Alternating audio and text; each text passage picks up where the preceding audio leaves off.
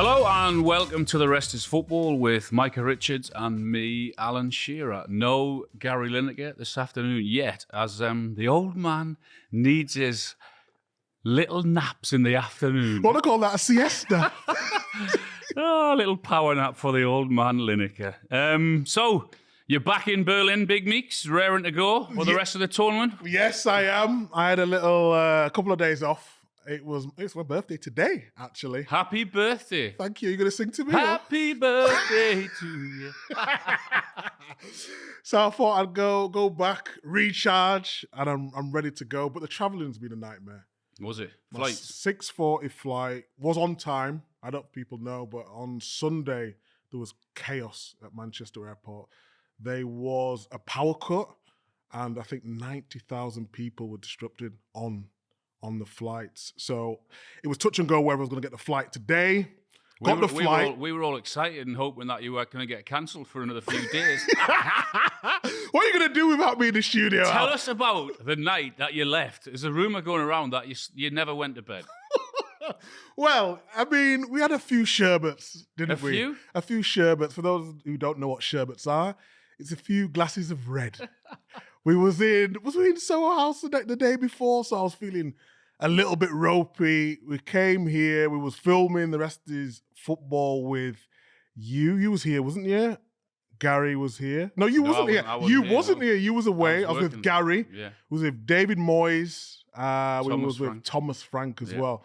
And it just become a long night. And then I left here about 2:30 in the morning and there's a flight at 6. I Googled it. I think, can I go for it? Shall I go for it? And I went for it. Worst decision of my life. Really? It was the worst decision. Honestly, I thought, I'll sleep on I don't like turbulence anyway, because I'm scared of flying. I admit, I don't mind. I'm scared of flying. And then I thought, I'll have a little nap, turbulence on the flight. So I didn't get back home till about 10 o'clock in the morning, not slept a wink. Straight to bed. So that was your party then? Yes. There's no party today on your birthday? There's no party. We're working today, Alan. We're working. We're working this evening. Yeah, Italy, Croatia. Looking forward to it. Can't wait. Yeah, it'll be a good one. Mm-hmm. We're actually on the roof this evening. There's 2 studios in there, so we're on the roof. So ooh, penthouse suite. Well, I wouldn't call it that, but it's a lovely view, isn't it? We've done there. We've done there. We've been there, yeah. Tell us about who else was on your flight. So, obviously, that time in the morning, and there's going to be fans on there. And I love the fans. You know that. Yeah. Big Meats loving all the time. But it was early flight. And I seen a few people, and you could see them, they're trying to catch your eye, like to say, hey, I want to talk about football, but I was knackered. So sorry if I was rude. I didn't mean to be. You're never rude. I try not to be. But then we flew EasyJet, I think it was. And you always try book the front row because you get extra leg room for my big thighs. Of course I do. I was walking up. And someone grabbed me, and I thought, what the fuck are you doing? He just literally lifted his peak. He was Roy Keane. Oh, so you were next to him? I was like, what are the chances of being next to you? And he was just like this on the flight, wasn't speaking to anyone. But yeah. So you were sat next to him? I was 1C, and he was 1A. There was a girl in between us as well. And she was. So you were getting no sleep. I was getting no sleep now. Oh, good story. Anyway, we're going to do something a little bit different today for today's episode. Out in Germany, we've been here for nearly 2 weeks, and we haven't really heard from you, our lovely listeners. So we're going to do a question and answer episode where we get through as many of your questions as possible from the opening week or so of the Euros. So we'll crack on. We'll start off with Roy. I don't think it's Roy Keane, but it's Roy. What's your ideal front line and midfield against Slovenia? Ooh, it's tough. I'm scared to say anything. We might get backlash. No, my ideal. You saw that then? You saw well, I was listening. I saw it over the weekend. See what happens when you leave us we'll get into trouble. That's what I mean. He didn't be here. To protect you guys, but it's difficult, isn't it? Because when you have negative results, everyone's, you should play this player, you should play that player. I think Kane still starts for me up front. You can't leave Harry Kane. You can't leave him out. All we was alluding to was, can we make subs earlier? Can we bring on Watkins to stretch the play? That's what we were saying with that. I think Saka always plays well on the right-hand side. And left-hand side, we've been screaming out for pace. So I would go Gordon. I would play him in his natural position where he's played for Newcastle this season, where he's been electric, in great form. So I would go with that 3. And that's what we picked before the tournament. We actually said that before ball was kicked in with that we'd go with that. And I don't think we've seen anything that would sort of change our mind, do you? Not particularly. One thing I will say is, though, Cole Palmer. I feel like he's got something to show in this tournament. Well, him or Gordon I'm not even seen him warming up, to be honest. Well, that is the strange thing. That is the strange thing. So I would like to see Palmer on the pitch somehow, which leads me to Matt. The next question: how do we get Cole Palmer into this team? Yeah, I mean, he must be sat there thinking, what have I got to do to get in? You know, I know they won the first one, 35 minutes. They were good. The rest they weren't so good. They weren't great at all against Denmark the whole game, even when they went 1-0 up. So he must be sat there thinking, what do I do to get half an hour in this team? And exactly the same with Anthony Gordon. Yeah, I mean, they'll go back to we're top of the group, we've got 4 points, we haven't been beaten yet, and I get that and understand that, and that's all true. And as we keep saying, one little spark and one good performance, and you just never know. So if that happens, then he may not play a part, Cole Palmer. So I think it all depends how the game's going. I don't suspect he'll make wholesale changes, do you? I think he'll maybe make 1, maybe 2 at most. But I would be surprised if Cole Palmer was in the 11. Yeah, I'd echo that. It's difficult, isn't it? Because the season he had at Chelsea, he was magnificent. But Saka plays so well down that right-hand side. And for the balance of the team, you know you're going to get the work rate out of Saka. Cole Palmer's very good going forward, but defensively, and we know Southgate likes to play with that defensive structure. So Saka suits better for this team at the moment. Yep. Jamie Ainsley says, as ex-England players, did negative media coverage ever affect the team? Also, did any of you have to face the media when there was so much scrutiny like the England squad has at the moment? If so, how did you navigate it? Yeah, I had it. I was getting criticised left, right and centre before Euro 96. Hadn't scored for 2 years. Going into a major tournament. So there were brilliant strikers around that were scoring goals and were pushing massively for a place in the starting 11. So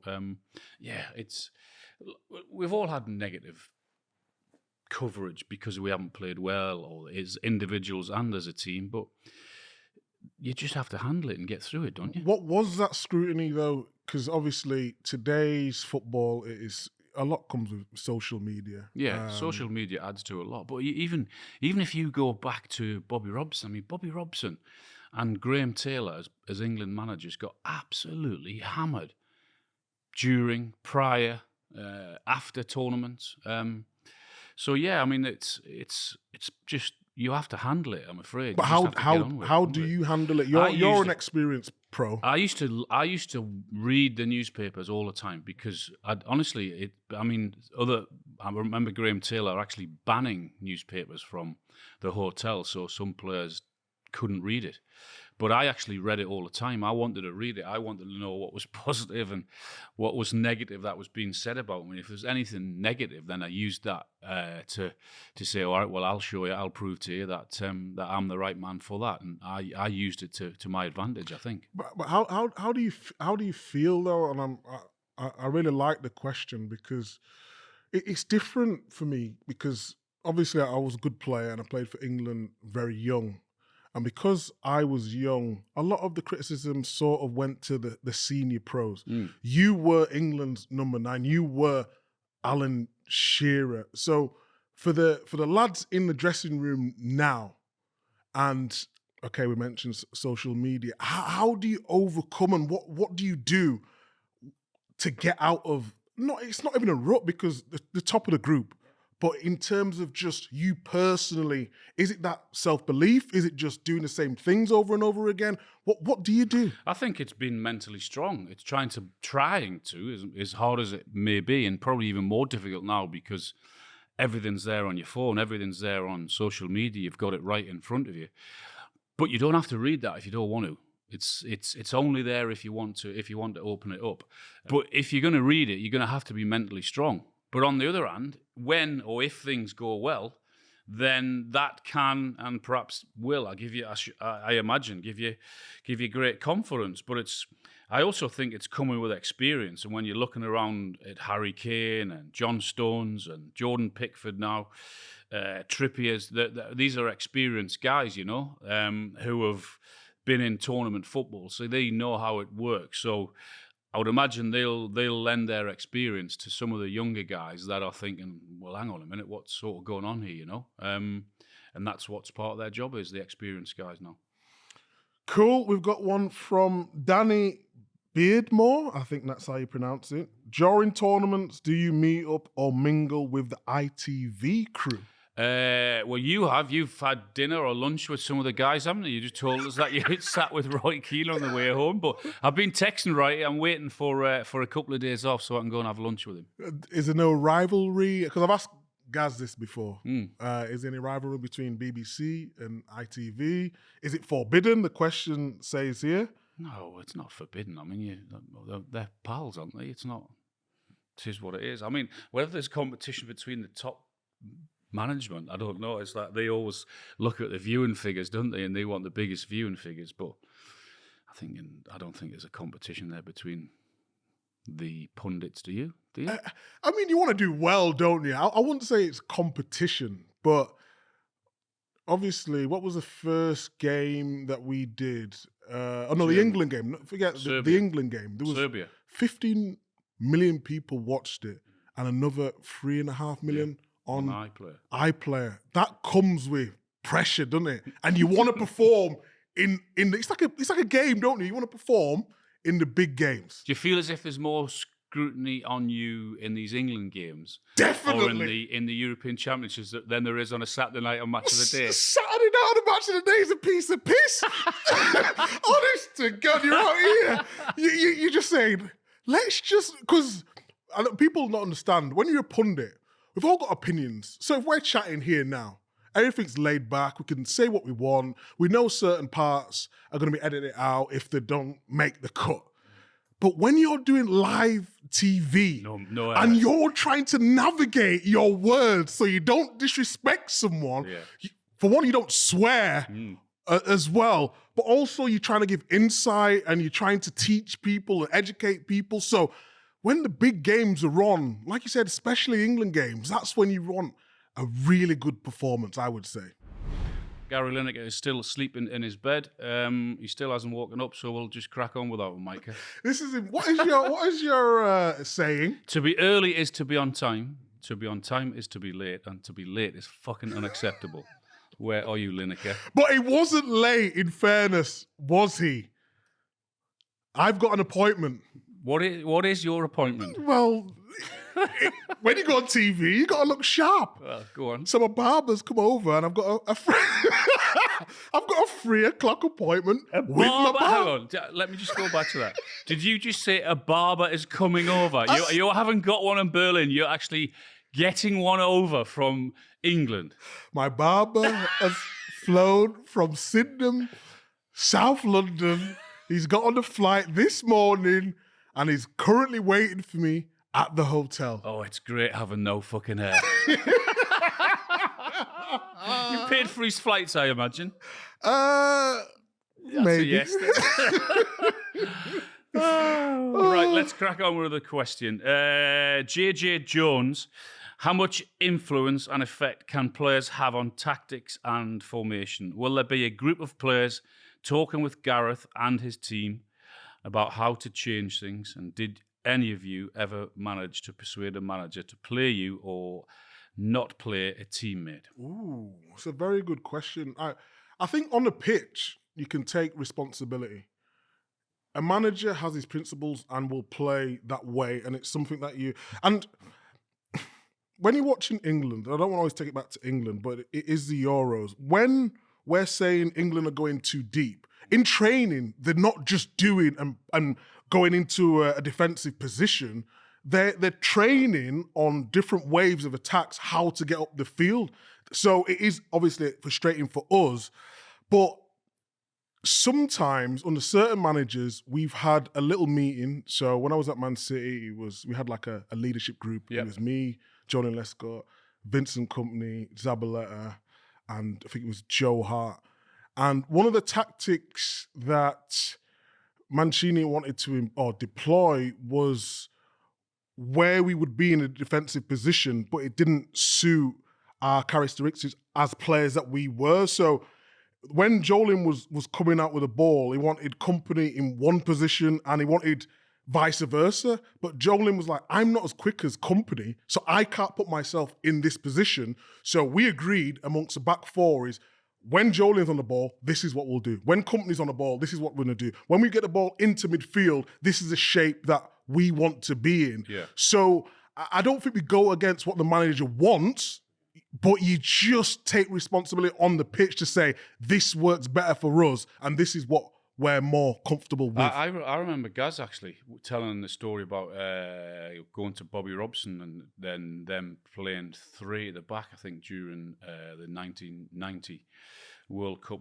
It hadn't been working beforehand, and I think there was a senior management group, or senior players, I should say, leadership group, go to go and see Bobby Robson and ask him what he thought of actually playing three at the back. I think they then went and played three at the back and got better from then onwards. And I think maybe that's what... I mean, the manager will always make his own decision, but I don't see any harm in the captain or the leadership group going to say to the manager, this is what the players are saying.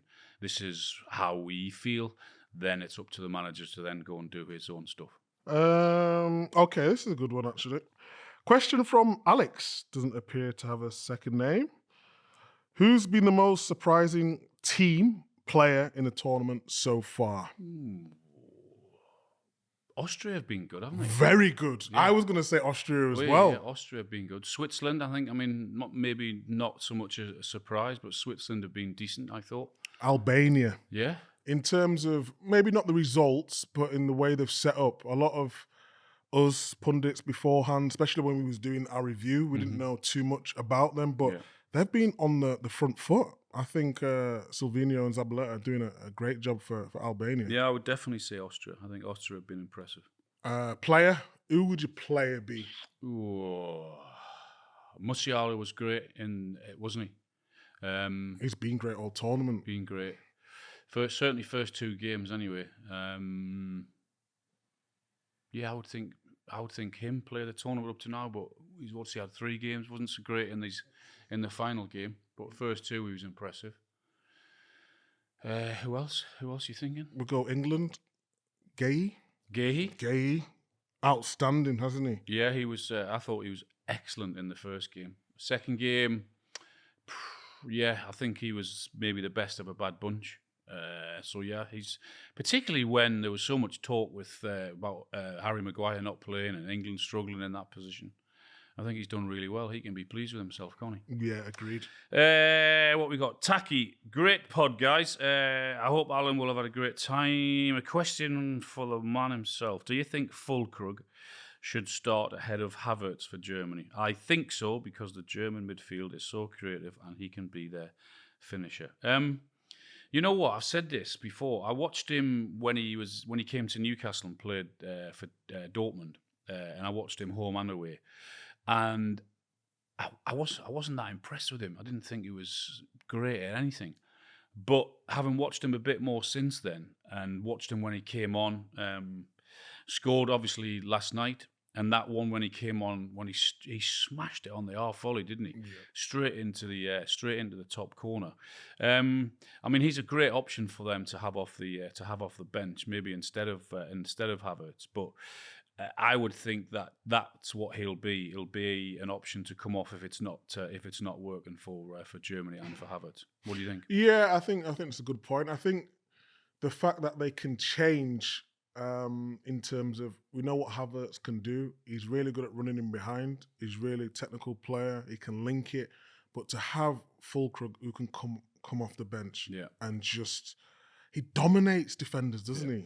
I was speaking to David Moyes about him as well, and he was saying that they had a look at him at West Ham, but they just thought he was missing one or two things. But for the last sort of 6 months, he sort of reviewed it and thought, maybe they got that one wrong. We've got a question from Simon Howard. Just being in Berlin and seeing the studio set up, how many other broadcasters share the space with you from around Europe, and when do you get priority for the rooftop? Ooh. Well, the BBC have got their two, haven't they? They've got one studio which is indoors, and then they've got the rooftop studio which is both theirs. But obviously at night time, depending on the weather. I mean, the first night we were up there, got bloody freezing, didn't it? Freezing. Wasn't it? High up, windy, cold. We all had to put our jackets on. But the weather's warmed up there now, and we're actually on the rooftop tonight. So we're on the rooftop. We're hoping for some decent weather. We might be sat there. Well, with there's two games at the same time, isn't there? Yeah. So part of our team will be in the studio, and part of our team will be on the top. Yeah. But I really think BBC have nailed it. It's a great spot, isn't it? It's just amazing. We better take a warm jacket up for the old man, haven't we? Just in case if he ever wakes up, by the way, haven't we? But